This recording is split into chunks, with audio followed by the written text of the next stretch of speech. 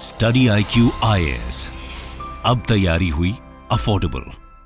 नमस्कार दोस्तों, स्वागत है आप सभी का स्टडी IQ में। मैं हूं आपका दोस्त राहुल सायगांवकर। दोस्तों, आज एक बहुत ही दिलचस्प विषय पे चर्चा चलने वाली है। हमारी डिस्कशन होने वाली है इंटरनेशनल रिलेशंस, मैं कहूँगा इंटरनेशनल पॉलिटिक्स के बारे में बात करेंगे। वहाँ पे भी स्पेसिफिकली हम लोग ग्लोबलाइजेशन के बारे में चर्चा करेंगे।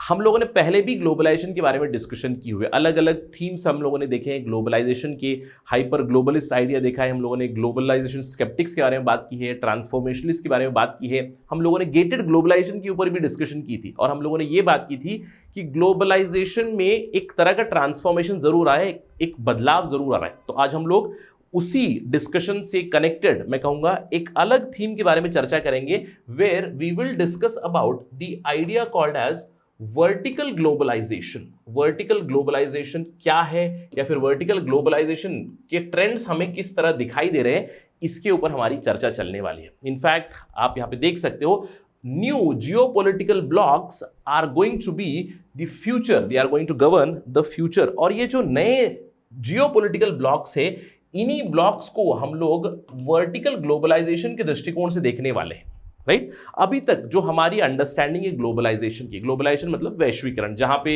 हम लोग कह सकते हैं कि 1970s, 1980s, 1990s और 21st सेंचुरी में जिस तरह का ग्लोबलाइजेशन और उससे जुड़ी हुई डेवलपमेंट हम लोगों ने देखी है, टेक्नोलॉजिकल रेवोल्यूशन आया, information and communications technology revolution आया, बाउंड्रीज डाइल्यूट हुई, सॉवरेनिटी के बारे में हम लोगों ने देखा कि कहीं ना कहीं टेक्नोलॉजी की वजह से, ग्लोबलाइजेशन की वजह से सॉवरेनिटी डाइल्यूट हो रही है, बाउंड्रीज कम हो रही है, लोग एक जगह से दूसरी जगह, mode 1, mode 2, mode 3, mode 4 services के बारे में हम लोगों ने बात की है। तो ग्लोबलाइजेशन के इस एस्पेक्ट को हम लोगों ने देखा है, जहां पे पूरा विश्व एक ग्लोबल विलेज की तरफ इवॉल्व होगा, डेवलप होगा, कुछ इस तरह की आइडिया से फिर थीरीज हम लोगों ने देखी। लेकिन कहीं ना कहीं हम लोगों ने देखा है कि डी ग्लोबलाइजेशन का भी एरा आ चुका है, स्पेशली 21st सेंचुरी में, दूसरी सदी में, यानी कि सेकेंड डेकेड में। हम लोग कह सकते हैं 2010 से 2020 में हम लोगों ने मोस्टली एक डी ग्लोबलाइजेशन का ट्रेंड जरूर देखा है, जहां पे हम लोगों ने बात की है the Trump administration, US China trade war की वजह से, कोविड-19 की वजह से एक प्रोटेक्शनिस्ट आइडिया जरूर आ चुकी है। और उसी के चलते हम लोग बात करने वाले कि कैसे all these things are leading to something called as a vertical globalisation model, और it will perhaps develop into something called as a vertical globalisation model. तो इसी को हम लोग समझेंगे इस पर्टिकुलर डिस्कशन में। और यहां पे आप देखोगे कि इस वर्टिकल ग्लोबलाइजेशन के मॉडल में टेक्नोलॉजी का बहुत बड़ा महत्व है। टेक्नोलॉजी से जुड़े हुए बहुत सारे ब्लॉक्स भी हम लोग देख सकते हैं। So let's try to understand through different examples. ये रहेगा हमारा एजेंडा आज की डिस्कशन का। Let us begin our discussion. लेकिन उससे पहले, बिफोर आई मूव फॉरवर्ड, आपको ध्यान रखना है कि हमारा last batch, foundation batch, last batch is starting from 18 अक्टूबर। और मैं चाहता हूं कि इस डेट को आप नोट कर लें। अगर आपने एनरोल किया है तो it is very very good. अगर एनरोल नहीं किया है, you would be missing out on something, you would be missing out on something very very important। अगर आप यूपीएससी की प्रिपरेशन करना चाहते हैं तो ये आपका पिट स्टॉप है। This is a one stop solution for all your UPSC civil services needs. यहाँ पे आपकी प्रीलिम्स की तैयारी हो जाएगी, मेंस की होगी, पर्सनालिटी टेस्ट की होगी, at a very very affordable price. Study IQ का उद्देश्य ही है कि आप तक क्वालिटी एजुकेशन ले आए एट अफोर्डेबल प्राइसेस। ये पूरा कॉम्प्रिहेंसिव कोर्स आपको मिलेगा 18,999 में। लेकिन आपको केवल एक काम करना है, जब भी आप चेकआउट करो, you have to use this code Rahul life.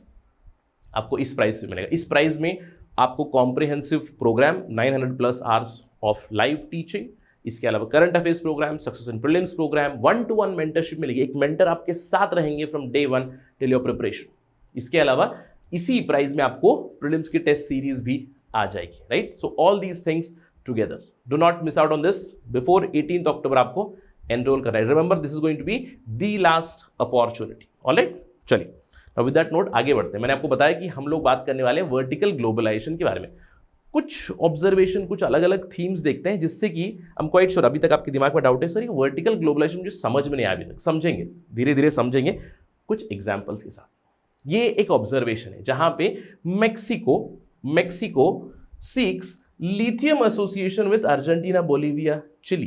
देखिए, हम लोगों ने क्या बात की थी, ग्लोबलाइजेशन किस तरह से ट्रांसफॉर्म हो रहा है। जो पहले ग्लोबलाइजेशन था या फिर गोल्डन एरा ऑफ ग्लोबलाइजेशन था, वहां पे बाउंड्रीज वर गेटिंग वीकंड। लेकिन हम लोगों ने एक डी ग्लोबलाइजेशन का एरा, प्रोटेक्शनिज्म का एरा भी देखा, जिसकी वजह से हम लोगों ने अलग अलग थीम्स डिस्कस किए। हम लोगों ने ये बात की थी ग्लोबलाइजेशन में आपको अभी अलग अलग रीजनल ब्लॉक्स मिलेंगे। ऑफकोर्स रीजनल ब्लॉक्स मिल रहे हैं, रीजनल ब्लॉक्स धीरे धीरे डेवलप हो रहे हैं, इवॉल्व हो रहे हैं, ये हम लोग जानते हैं। इसके अलावा हम लोगों ने एक और थीम के बारे में बात की थी जहां पे we spoke about the gated globalisation which is again connected to these regions की हर एक देश अपनी अपनी सप्लाई चेन को बचाने के लिए। कोविड-19 में हम लोगों ने देखा कि सप्लाई चेन डिसरप्शन हुई थी because of over reliance on China.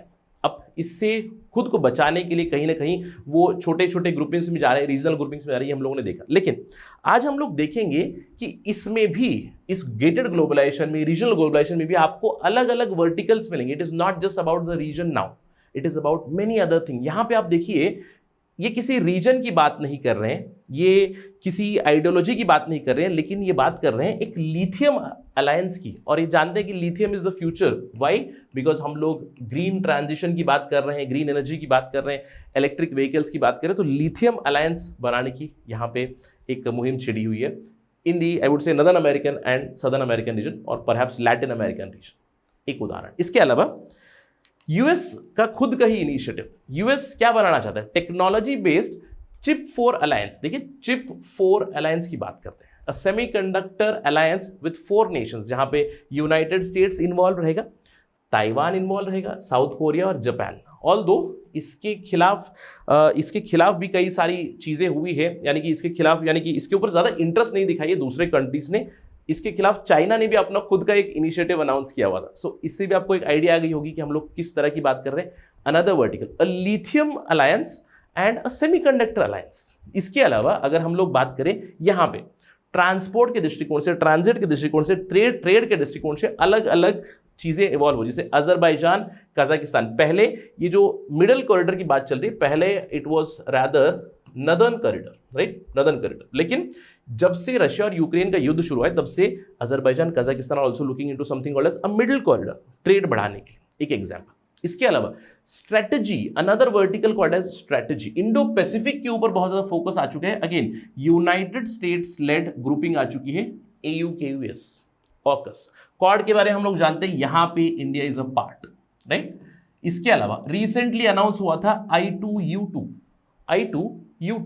India, Israel, USA, UAE। Again यहां पे भी इस पर्टिकुलर क्वाड्रिलैटरल में भी, वेस्टर्न क्वाड जिसे डब किया जा रहा है, यहां पे भी टेक्नोलॉजी के ऊपर बहुत ज्यादा फोकस आ चुका है। इसके अलावा इन जनरल अगर हम लोग बात करें अलग अलग वर्टिकल्स डेवलप होने की, यहां पे यूनाइटेड स्टेट्स का एक जरूर थीम आपने ऑब्जर्व किया होगा।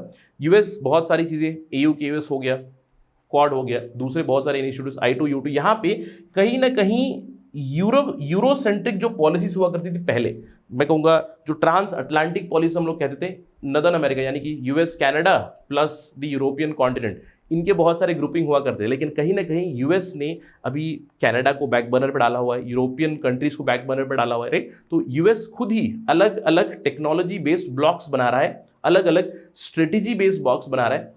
ये चीज हम लोगों ने देखी है। अब यूरोप भी पीछे नहीं रह रहा है, जैसे हम एक एग्जाम्पल यहाँ पे देख सकते हैं, another new bloc which is connected to something called as metaverse. और यहां पे आपको एक और चीज ऐड करनी है। When we talk about vertical globalisation, यहां पे केवल स्टेट एक्टर्स की बात नहीं कर रहे हैं, अ वर्टिकल थ्रू बिजनेसेस। यहां पे अलग अलग, SK टेलीकॉम किसका है? साउथ कोरिया का है, right. South Korean telecom giant और Deutsche Telekom, right. Deutsche Telekom पता है ये जर्मनी का है, डॉइचलैंड, राइट। इन दोनों ने मिलकर मेटावर्स अलायंस बनाने की बात की, right. They forged metaverse alliance, यानी कि यहां पे we are not just talking about the state actors, we are also talking about non-state actors, especially MNCs, यानी कि जो बड़ी बड़ी बिजनेसेस है, जो बड़ी बड़ी कंपनीज है, वो भी अलायंसेस बना रहे हैं। इसके अलावा जो कॉन्टिनेंटल अलायंसेस की हम लोग बात कर सकते हैं, अफ्रीका जिसे हम लोग डार्क कॉन्टिनेंट कहते हैं, तो अफ्रीका में क्या हो रहा है? अफ्रीका ने हाल ही में उनका जो अफ्रीका इंटीग्रेशन डे था 7 जुलाई को, वहां पे उन्होंने, उनका जो थीम था ये, deepening African economic integration through industrialisation in the era of de globalisation. यानी कि आगे चल के अफ्रीका एज अ कॉन्टिनेंट, इसको इंटीग्रेट करने की बात कर रहे हैं। अफ्रीका एज अ कॉन्टिनेंट आगे चल के अपनी नेगोशिएशन करेगा, उनकी जो यूनाइटेड पावर है उसे लेवरेज करने की कोशिश करेगा, यानी कि एक कॉन्टिनेंटल ब्लॉक भी हम लोग बात कर सकते हैं, राइट।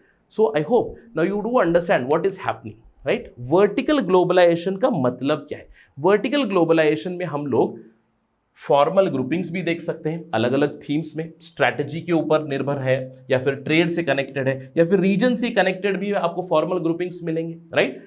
इनफॉर्मल ग्रुपिंग्स भी हम लोगों ने देखी है, अभी एग्जांपल्स देखे हैं, connected to a commodity, lithium alliance, metaverse alliance, आपकी ट्रांजिट और लॉजिस्टिक्स से, जैसे कि मिडिल कॉरिडोर, पहले नदर कॉरिडोर था फिर मिडिल कॉरिडोर आया, टेक्नोलॉजी से जुड़े हुए, जैसे कि चिप जो हम लोगों ने चिप अलायंस, जो 4 चिप अलायंस यूएस की बात की थी। तो अगर हम लोग इन जनरल इस चीज को समझने की कोशिश, let's try to understand this. अगर हम लोग पहले वाले ग्लोबलाइजेशन की बात करें, okay let's imagine this is the globe, right, this is the earth, यहाँ पे हमें एशिया मिलता है, now this is Asia, right, this is Europe, this is Africa, right, this is southern Asia, you will see Australia, northern America and southern America.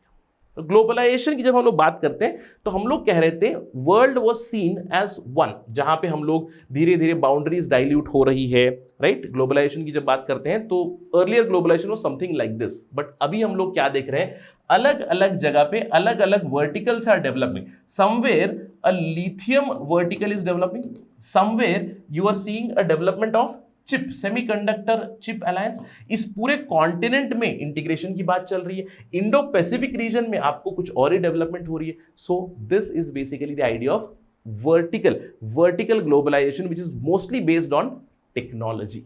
I hope आपको ये idea clear हो चुकी है। हम लोग क्या बात कर रहे हैं, we are talking about these things, जहां पे फॉर्मल ग्रुपिंग्स भी है, अलग अलग चीजों पे बेस्ड है, इनफॉर्मल ग्रुपिंग्स भी है, अलग अलग चीजों पे बेस्ड है।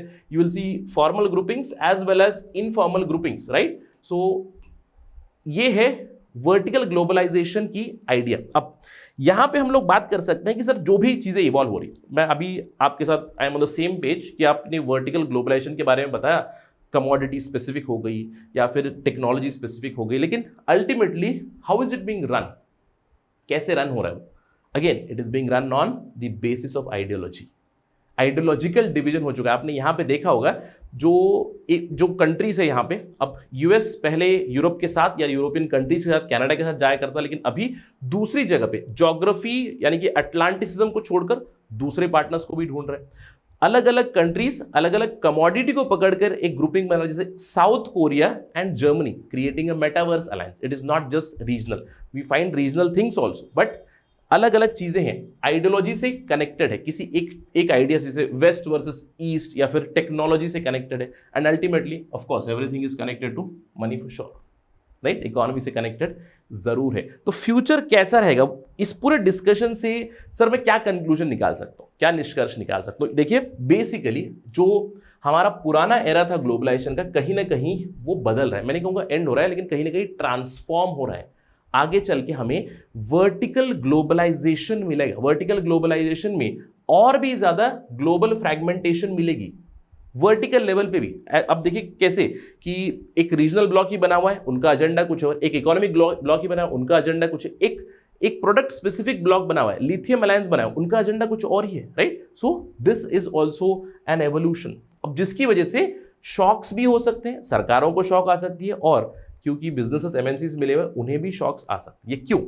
क्योंकि this is going to happen, अलग अलग आपको ब्लॉक्स मिलेंगे, इसका मतलब है आपको कंपीटिंग ब्लॉक्स भी मिलेंगे, अलग अलग ब्लॉक्स के साथ आपको सर्वाइव करना है, यानी कि आपके कंपीटिंग ब्लॉक के साथ आपको सर्वाइव भी करना है और आपको इंश्योर भी करना है कि उस ब्लॉक से मेरे ब्लॉक में और भी ज्यादा कंट्रीज आए, राइट। तो ये होगा। अब इसकी वजह से क्या होगा, इसकी वजह से कॉम्पिटिशन होगा, दे हैव टू को exist somehow, and that's why they might see some sort of shocks going into future, right? That is the basic idea of vertical globalization. I hope the idea is clear.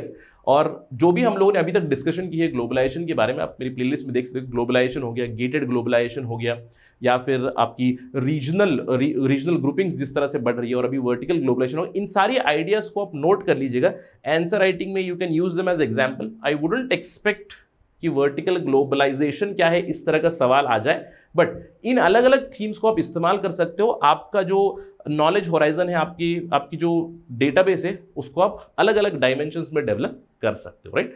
So with that note let me end my discussion. I hope these things are clear. अगर इसके ऊपर कोई update आएगी तो will discuss this again for sure, right. And you do know, अगर आपको ये video पसंद आए, you can always follow me on this particular ID @RahulSai22। Thank you for watching this video. जय हिंद। स्टडी IQ IAS, अब तैयारी हुई अफोर्डेबल।